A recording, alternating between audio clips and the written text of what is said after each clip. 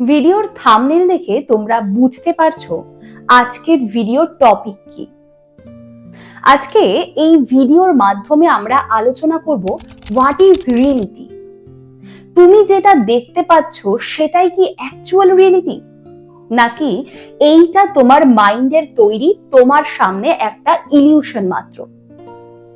আর যদি তাই হয় তাহলে এই ইলিউশন থেকে কিভাবে তুমি বেরিয়ে আসবে, কিংবা এই ইলিউশনকে কিভাবে তুমি রিয়েলিটিতে কনভার্ট করবে, এই সকল বিষয়গুলো নিয়ে আমরা ডিটেলে আলোচনা করব।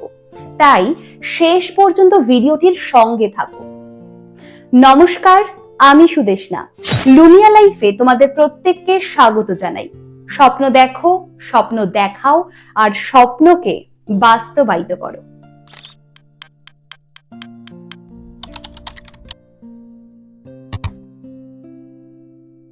ধরো তুমি একটা রিলেশনে রয়েছো, তোমার যে পার্টনার রয়েছে সে তোমাকে আগের মতো আর টাইম দিতে পারছে না, তোমাকে আগের মতো অতটা গুরুত্ব দিচ্ছে না, তোমাদের রিলেশনে আগের মতো কোনো কোয়ালিটি টাইম স্পেন্ড করাই হচ্ছে না। কথায় কথায় হয়তো তোমার প্রতি সে খারাপ বিহেভ করছে। তুমি ভাবছো তোমার পার্টনার হয়তো চেঞ্জ হয়ে গেছে, হয়তো সে আর তোমাকে ভালোবাসে না। তুমি এটাকেই রিয়েলিটি ভেবে বসছো। কিন্তু এরকমও হতে পারে যে হয়তো তোমার পার্টনার সবে একটা জব পেয়েছে, সে তার ওয়ার্ক প্লেসে এতটাই বিজি রয়েছে যে তোমাকে সেই টাইমটা দিতে পারছে না। সেও চাইছে যে একটা কোয়ালিটি টাইম স্পেন্ড করতে, হয়ে উঠছে না। হতে পারে সে ওয়ার্ক প্লেসে নিজেই এতটা স্ট্রেসের মধ্যে দিয়ে যাচ্ছে যে কখনো কখনো তোমার প্রতি একটা খারাপ বিহেভিয়ার বেরিয়ে আসছে। হয়তো সেও চাইছে তার ইমোশনস গুলো তোমার সঙ্গে রিভিল করতে, সেরকম কোনো পরিস্থিতি তৈরি হচ্ছে না। কিন্তু তুমি তোমার মতো করে একটা জিনিস ভেবে নিয়ে সেটাকেই রিয়েলিটি ভেবে বসলে। তাহলে কি অ্যাকচুয়াল রিয়েলিটি এটাই? এবার নিজেকে একটু প্রশ্ন করো। আমাদের মধ্যে এই যে সমাজের প্রভাব, এই যে পাস্টের কিছু ধারণা, এই যে আমাদের পাস্টের কিছু অভিজ্ঞতা, কিছু এক্সপিরিয়েন্স, এগুলো আমাদের মাইন্ডের সাবকনসিয়াস অবস্থায় পড়ে থাকে।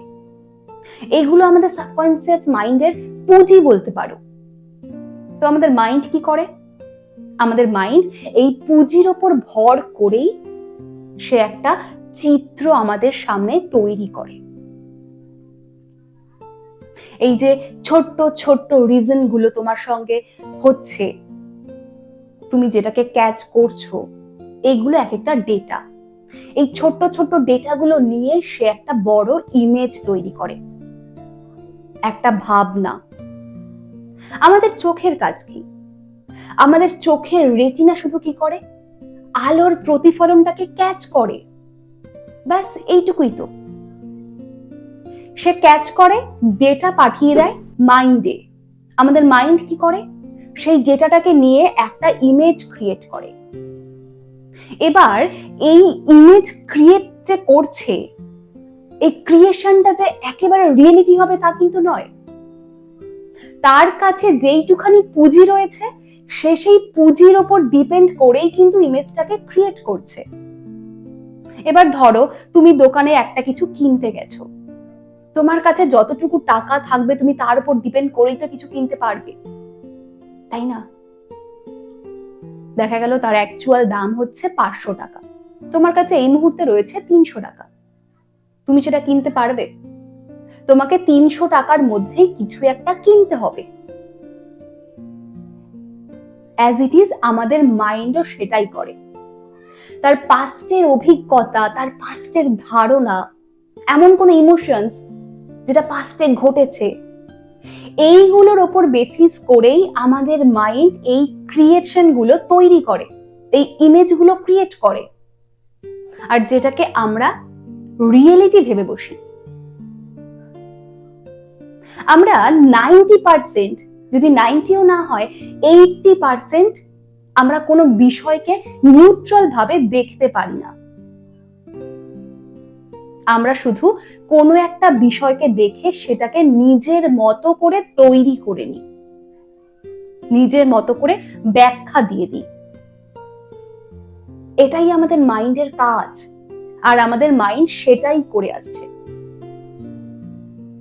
সাপোজ ধরো তুমি একটা রাস্তা দিয়ে যাচ্ছ, ফাঁকা রাস্তা, কিছুটা সন্ধে হয়ে গেছে, একটা নিরিবিলি জনশূন্য রাস্তা।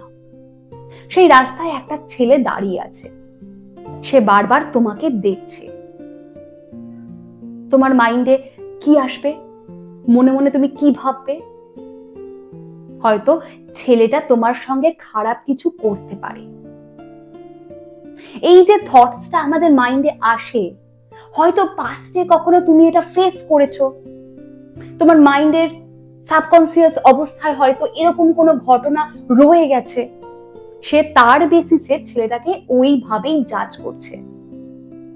অ্যাকচুয়ালি হতে পারে ছেলেটা ভাবছে যে একটা মেয়ে এত সন্ধে একটা নিরিবিলি রাস্তা দিয়ে একা আসছে, সেই রকম হয়তো ভাবছে, আর তার জন্যই তোমাকে বারবার দেখছে। কিন্তু তোমার কাছে রিয়েলিটি পুরো অন্য।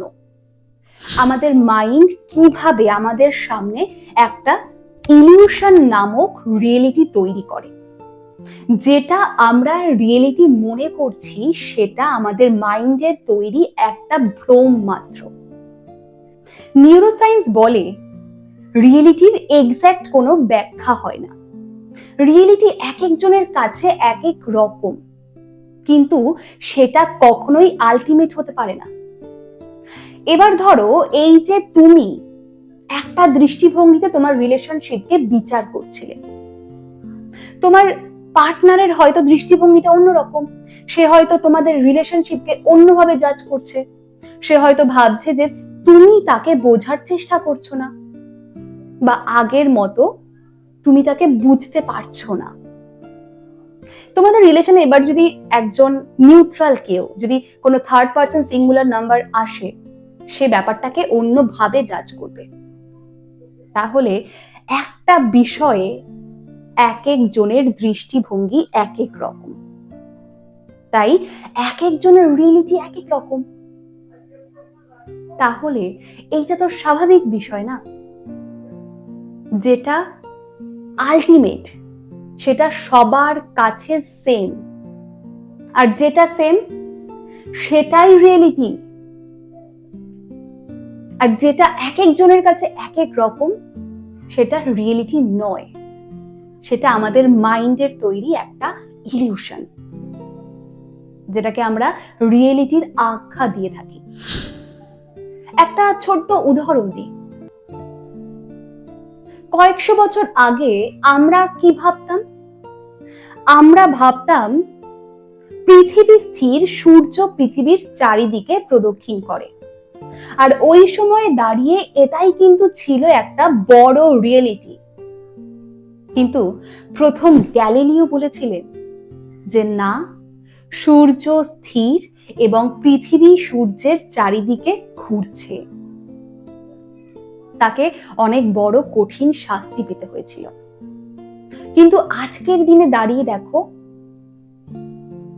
এটাই আমাদের রিয়েলিটি। তাহলে রিয়েলিটি কখনোই আলটিমেট হতে পারে না। ওই সময় এবার একটু যদি তুমি কানেক্ট করতে পারো, তাহলে বুঝতে পারবে আমি কি বলতে চাইছি। ওই সময় দাঁড়িয়ে মানুষজনের কাছে এটা কি ছিল? যখন গ্যালিলিও বলেছিলেন যে সূর্য স্থির, পৃথিবী সূর্যের চারিদিকে ঘুরছে, সেই সমস্ত মানুষের কাছে এটা একটা ইলিউশন ছিল। তারা ভাবতেন যে এটা গ্যালিলিওর একটা ইলিউশন, তাই না? তার কারণ তো তারা এটা বিলিভ করতেন যে পৃথিবী স্থির, সূর্য পৃথিবীর চারিদিকে ঘুরছে। তাই তাদের এটাই মনে হতো যে গ্যালিলিও একটা ইলিউশনে ভুগছে। কিন্তু আজকের দিনে দাঁড়িয়ে সেই ইলিউশনটাই বাস্তবে কনভার্ট হয়েছে। আজকে এই যে আমরা ফোনে কথা বলছি, একটা সময় কেউ ভেবেছিল এত দূর দূরান্ত থেকে মানুষ মানুষের কণ্ঠস্বর শুনতে পারবে? কেউ ভাবেনি। কিন্তু কেউ একজন স্বপ্নটা দেখেছিল কারোর কাছে এটা ইলিউশন ছিল, তাই সেই ইলিউশনটাই আজকে বাস্তবে কনভার্ট হয়েছে। একটা সময় মানুষ কখনো ভেবেছিল যে আজকের দিনে দাঁড়িয়ে এরকম উন্নত ডেভেলপ লাইটের আলোতে থাকবে? কল্পনার বাইরে ছিল, এটা একটা ইলিউশন ছিল। কিন্তু এই ইলিউশনটা কেউ একজন দেখেছিলেন, এই কারোর একটা ইলিউশন, যেটা আজকে বাস্তবে কনভার্ট হয়েছে। মানুষ কখনো ভেবেছিল আকাশে পাড়ি দেবে, আকাশে উড়বে? সবার কাছে ইলিউশন ছিল, কিন্তু কেউ একজন এই ইলিউশনটাকে দেখেছিল, আর এই ইলিউশনটাকে বাস্তবে কনভার্ট করেছে। নিউরোসায়েন্স বলে প্রত্যেক মুহূর্তে আমাদের মাইন্ডের কাছে 20 মিলিয়ন থটস আসে, কিন্তু এই থটসের মধ্যে মাত্র 5 থেকে 6খানা থটস আমাদের মাইন্ড ডিফাইন করে। তাহলে বাকি থটস গুলো কোথায় যায়? তোমাদের একটা ছোট্ট এক্সাম্পল দিই। আমাদের মাইন্ড আমাদের লাইফকে দুভাবে, দুখানা দৃষ্টিভঙ্গিতে দেখতে পারে। এক, আমার লাইফটা খুব কঠিন, আমাকে ছোট্ট কিছু অ্যাচিভ করতে গেলে মারাত্মক স্ট্রাগল করতে হয়, লাইফ নট সো ইজি। আর একটা অ্যাঙ্গেল, জীবনটা খুবই সহজ, জীবনটাকে সহজভাবে নাও, তোমার লক্ষ্য যেটা সেটাকে আগে ফিল করো, তুমি যা চাইবে তুমি সেটাই পাবে, তুমি যেইটা চাইবে তোমার লাইফ তোমাকে সেটাই দেবে। তুমি শুধু ভেবে যাও আর করে যাও, অ্যাকশন নিয়ে যাও, টেক ইট ইজি। এই দুটোই কিন্তু ইলিউশন। এটা তোমার মাথার ব্রেনের মধ্যে থাকা জাস্ট দুটো থটস। তুমি তোমার লাইফকে হয় এই অ্যাঙ্গেলে নয় এই অ্যাঙ্গেলে, এই দুটো অ্যাঙ্গেলে দেখতে পারো। এবার প্রশ্ন হচ্ছে, তাহলে রিয়েলিটি কোনটা? রিয়েলিটি তোমাকে তৈরি করতে হবে। তুমি কোন ইলিউশনের সঙ্গে লাইফে এগিয়ে যাবে সেটা তোমার উপর ডিপেন্ড করছে। এখন ধরো তুমি প্রথম দৃষ্টিভঙ্গিতে হাঁটছো, ধরো তুমি মাধ্যমিকে আশানুরূপ রেজাল্ট করোনি, হয়তো কোনো রকম 3rd ডিভিশনে পাশ করেছো, এইচএস এর রেজাল্টও তোমার 3rd ডিভিশনেই পাশ করেছো, ভালো হয়নি। তোমার আশেপাশের পাড়া প্রতিবেশী আত্মীয় স্বজন প্রত্যেকে একটা কথাই তোমায় বলে, তোর দ্বারা কিছু হবে না। আর এই কথা শুনতে শুনতে একটা সময় পর গিয়ে তোমার মাইন্ড এই কথাটাকেই বিলিভ করলো। তাহলে এই যে আমাদের মাইন্ডে প্রত্যেক মিনিটে এতগুলো থটস আসে, 20 মিলিয়ন থটস আসে, এই থটস থেকে এই যে তুমি বিশ্বাস করলে তোমার দ্বারা হবে না, এই থটসটাকে যেই লজিক গুলো প্রিভেন্ট করে, যে লজিক গুলো এর সঙ্গে যায়, সেই লজিক গুলোকেই তোমার ব্রেন অ্যাক্সেস করবে। তোমার ব্রেন তোমাকে এই লজিক গুলোই দেখাবে। তুমি তখন বাস্তব লাইফে হাজার জিনিসের মধ্যে শুধু এই জিনিসটাই খুঁজে পাবে, এই লজিকটাকেই তুমি খুঁজে পাবে। তার কারণ তোমার ব্রেন এই লজিকটাকেই শুধু তোমাকে দেখাবে যে সত্যি তুমি পারবে না। আর এটাই আমাদের সঙ্গে হয়। আর এরকম করতে করতে আমরা সত্যি একটা সময় গিয়ে লাইফটাকে এতটাই কঠিন ভেবে বসি যে কিছু করার আগেই আমরা ভেতর থেকে হেরে যাই। তাহলে এখান থেকে আমাদের বেরোতে হবে, এই ইলিউশনটাকে আমাদের কাটিয়ে উঠতে হবে। তারও তো একটা প্রসেস আছে, বলবো। তার আগে বলে নি, কিন্তু তুমি যদি সেকেন্ড ট্র্যাকে হাঁটো, তুমি যদি এইটা মনে করো যে লাইফটা খুবই ইজি, আমি যেইটা চাইবো আমি সেটাই পাবো, লাইফ আমাকে সেটা দিতে বাধ্য, তাহলে তোমার সাকসেসটাকে অ্যাচিভ করতে কেউ তোমাকে আটকাতে পারবে না। তাহলে তোমাকে শুধু ইলিউশন গুলোকে দেখতে হবে আর সেই ইলিউশনটাকে রিয়েলিটিতে কনভার্ট করতে হবে। এই দুটো পারপাসই আজকে আলোচনা করব। আজকে তোমার ব্রেন তোমাকে ভাবাচ্ছে যে তোমার দ্বারা কিছু হবে না, বা এই যে রিলেশনে তোমার পার্টনার চেঞ্জ হয়ে গেছে, সে তোমাকে আগের মতো ভালোবাসে না, তোমার মনে হচ্ছে রিলেশনটাকে হয়তো আর এগিয়ে নিয়ে যাওয়া ঠিক হবে না। কিন্তু এই ইলিউশন, এই ভ্রম থেকে কিভাবে বেরোবে? দেখো, সবকিছুর পেছনেই একটা জিনিসই খাটে, যেটা আমরা আদিম প্রজন্ম থেকে দেখে এসেছি, সেটা হচ্ছে প্রশ্ন। কেন? এই কেনটাকে খুঁজতে গিয়েই কিন্তু আদিম প্রজন্ম থেকে এই 2025-এ আমরা এআই এর যুগে দাঁড়িয়ে আছি। আজকে যে সায়েন্সের এত ডেভেলপমেন্ট, এই কেনর কোশ্চেন খুঁজতে গিয়েই। তাই নিজের লাইফে এমন একটা প্রশ্ন তৈরি করো, এমন একটা রিজন তৈরি করো, যেটা হাজার রিজনকে হার মানিয়ে দিতে পারে। হয়তো তোমার ব্রেন তোমাকে দেখাচ্ছে তুমি করতে পারবে না কিছু লাইফে, তার জন্য হাজার রিজন দেখিয়ে দিচ্ছে। তুমি এমন একটা রিজন খাড়া করো যার কাছে এই হাজারটা রিজন ম্লান হয়ে যায়। তোমার হয়তো রিলেশনশিপটাকে শেষ করে দেওয়া বা রিলেশনশিপটাকে এখানেই স্টপ করে দেওয়ার জন্য হাজারটা রিজন রয়েছে। এমন একটা রিজন তৈরি করো যে রিজনের কাছে এই হাজারটা রিজন কিচ্ছু না। কোশ্চেন করো, কেন তোমার দ্বারা হবে না? এতদিন তো তুমি ভেবে আসলে যে তুমি পারবে না, এবার একটু অন্যভাবে ভাবো না। এবার একটু ভাবো যে আমি পারবো না, আমি জানি, শেষ চেষ্টাটা করে দেখি না, হয়তো আমিও পারবো।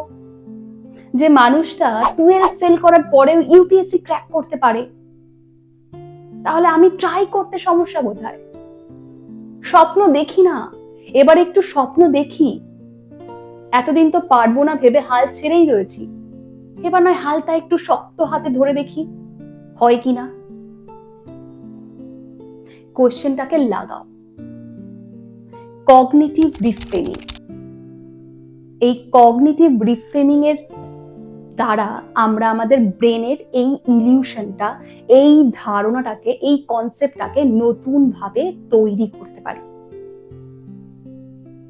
আর এই কগনিটিভ রিফ্রেমিং, এই নতুন ভাবে যে ধারণাটা তৈরি করা, এর মাধ্যমে তুমি তোমার পুরনো যে ডেটাগুলো মাইন্ডে পড়ে রয়েছে, সেই ডেটাগুলোকে নতুন ভাবে রিফ্রেম করতে পারো। এই যে ইলিউশনটা, এখান থেকে তুমি বেরিয়ে আসতে পারো।